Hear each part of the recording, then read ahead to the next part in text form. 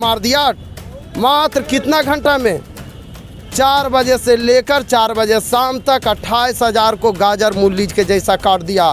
तो वह मनुवादी अभी भी होश में आ जाए, वह विदेशी अभी भी होश में आ जाए, और नहीं तो फिर वह उसी तरह का होगा। हिंदू राष्ट्र का बोलने का मतलब संविधान का विरोध करना, और संविधान का विरोध करना का मतलब ये देशद्रोह का मामला है, ये राष्ट्रद्रोह का मामला है। इसको तो मुकदमा होके जेल में होना चाहिए होता है। बहुजन का नेता अपने राजनीतिक दल अपने जो राजनीतिक जो गुरु है, जो मालिक है दल का, उसका गुलाम है, उसका गुलाम है। ना वो आपका जो है काट सकता है ना भाग सकता है। जितने चिराग पासवान से लेके जितने भी नेता हमारे समाज का, कुछ हमारे दृढ़ नेता बहादुर नेता सामने आए हैं, लेकिन बाकी अन्य नेता जो हमारे राजनीतिक दल के जो आपका विधायक है, कौन सा हिंदू है? क्या राम का जो लिखा हुआ है उसका पालन कर रहा है? राम सीता की पेट में बच्चा और उसको घर से बाहर कर दिया। कौन सा बहुजन है, कौन सा हिंदू है जो कि बाहर कर दिया? कोई कह दिया कि हुआ उसको ही रहा, उसको जांच भी हुआ, अग्नि परीक्षा भी हुआ।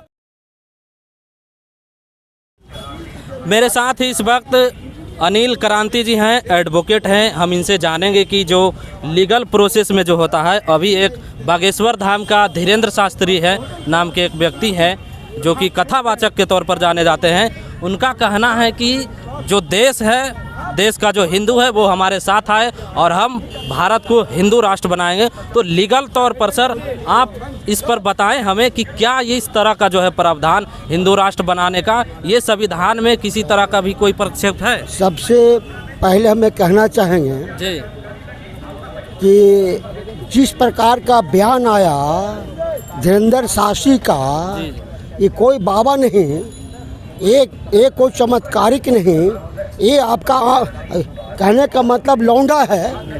और ये जिस प्रकार का बयान आया तो अब तक इसको जेल में होना चाहिए। इस पर जो है FIR हो के मुकदमा हो के इसको जेल में होना चाहिए। ये कैसे जो है बाहर है, ये भी आश्चर्य है। क्योंकि संविधान के खिलाफ बोलना, संविधान बदलेंगे, संविधान में धर्मनिरपेक्ष राष्ट्र है, सभी यहाँ रहने वाले सबका बराबर अधिकार है। हिंदू राष्ट्र बनने का सवाल है। हिंदू राष्ट्र का बोलने का मतलब संविधान का विरोध करना, और संविधान का विरोध करना का मतलब ये देशद्रोह का मामला है, ये राष्ट्रद्रोह का मामला है। इसको तो मुकदमा होके जेल में होना चाहिए। लेकिन दुर्भाग्य है कि आज जो है कई कार्यक्रम जो ये बात जो कहा कि हिंदू राष्ट्र की बात, ये कहा जो है आपका रायपुर में, जहाँ के मुख्यमंत्री आपका भूपेश बघेल है ना, वो कांग्रेस का जो है मुख्यमंत्री है, कांग्रेस पार्टी का है। हमको तो आश्चर्य होता है, उस मुख्यमंत्री पर आश्चर्य होता है कि अपने स्वयं कहे मुख्यमंत्री कि अगर चमत्कारी पुरुष है, चमत्कार करता है, इतना ज्ञानी है, तो जोशी मठ में जो दरार पड़ गया, जोशी मठ में जो आपका यह जो आपदा आया हुआ है, जाकर वहाँ दरार भर दे। लेकिन जो है आपका उसके खिलाफ मुकदमा नहीं करके, अगर मुकदमा होता भी जेल में होता हो।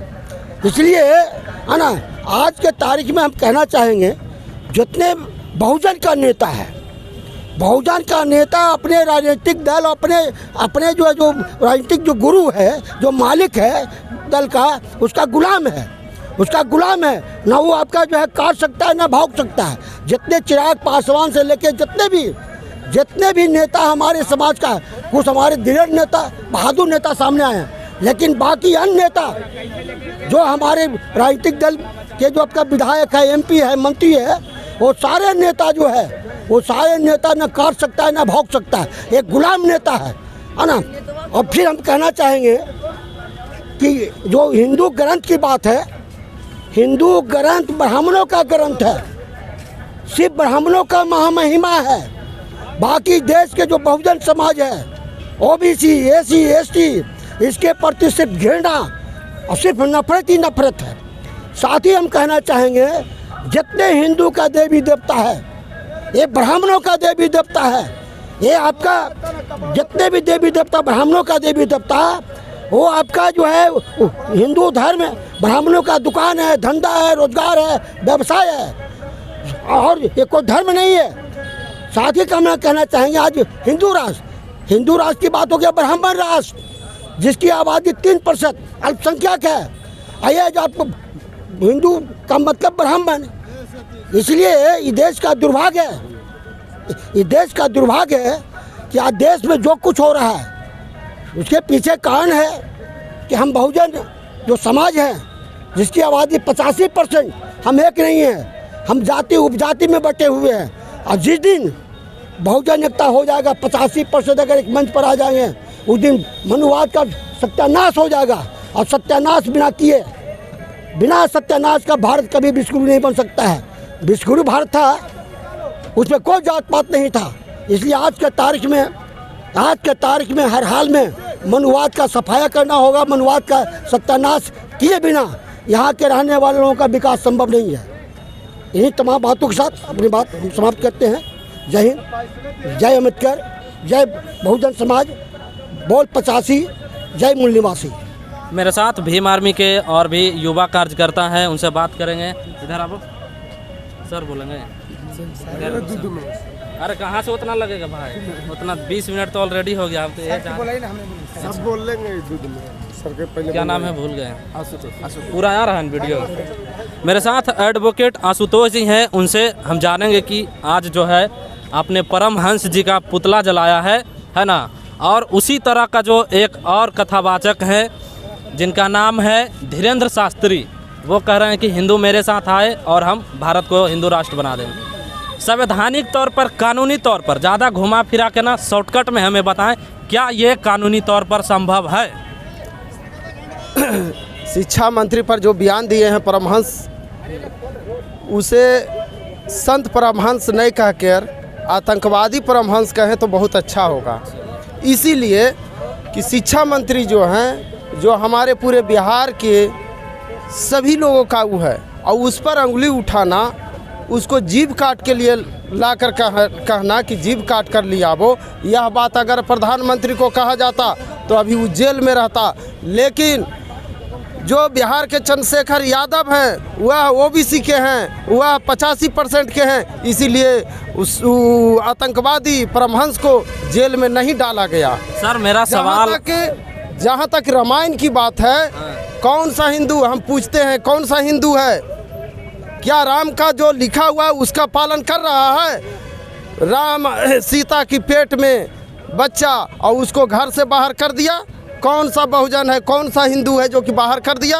कोई कह दिया कि वह उसको ही रहा, उसको जांच भी हुआ, अग्नि परीक्षा भी हुआ ग्रंथ के अनुसार, ऐसे तो वह काल्पनिक है, वह 1 पैसा का वह ग्रंथ शिक्षा के लायक नहीं है। सवाल सर आप समझे नहीं, मेरा सवाल ये है कि जो धीरेंद्र शास्त्री कह रहा है कि भारत को हम हिंदू राष्ट्र बनाएंगे, वो कानूनी तौर पर किस तरह का सही बयान है? मतलब उस पर आपका क्या राय है? बिल्कुल गलत बयान दे रहा है, उलूल जुलूल बयान दे रहा है, वह बयान अच्छा न है। कौन सा धर्म पर जो देश धर्म पर बना है उसका स्थिति देख लीजिए। वो कटोरा लेके भीख मांग रहा है, जैसे पाकिस्तान देख लो, नेपाल देख लो।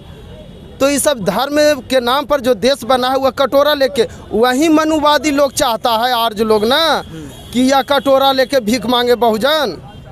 जिसको सम्राट अशोक ने भारत को सोना के चिड़िया बनाया, उसको पुष्यमित्र शुंग ने उनका वंश 10वां राजा को हत्या कर कर यहाँ कब्जा कर लिया, और कब्जा कर कर गुलाम बना लिया।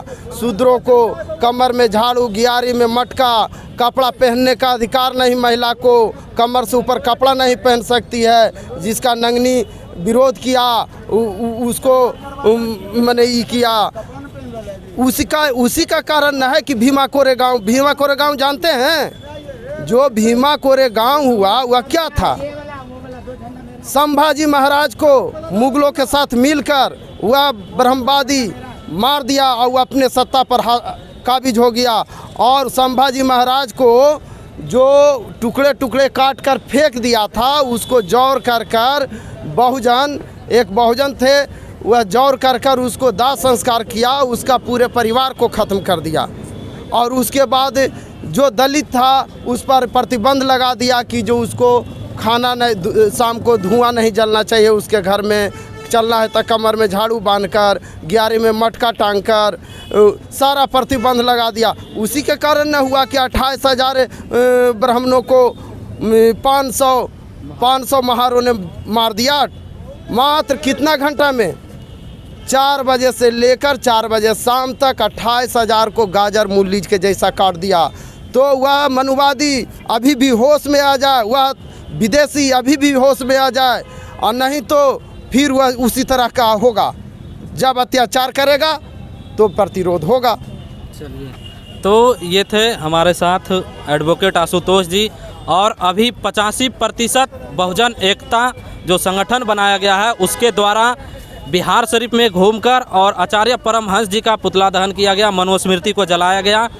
बाकी आप लोग क्या सोचते हैं, अपनी प्रतिक्रिया नीचे कमेंट बॉक्स में दीजिए। हमारे चैनल पर पहली बार आए तो हमारे चैनल को सब्सक्राइब कीजिए, वीडियो को लाइक कीजिए, शेयर कीजिए।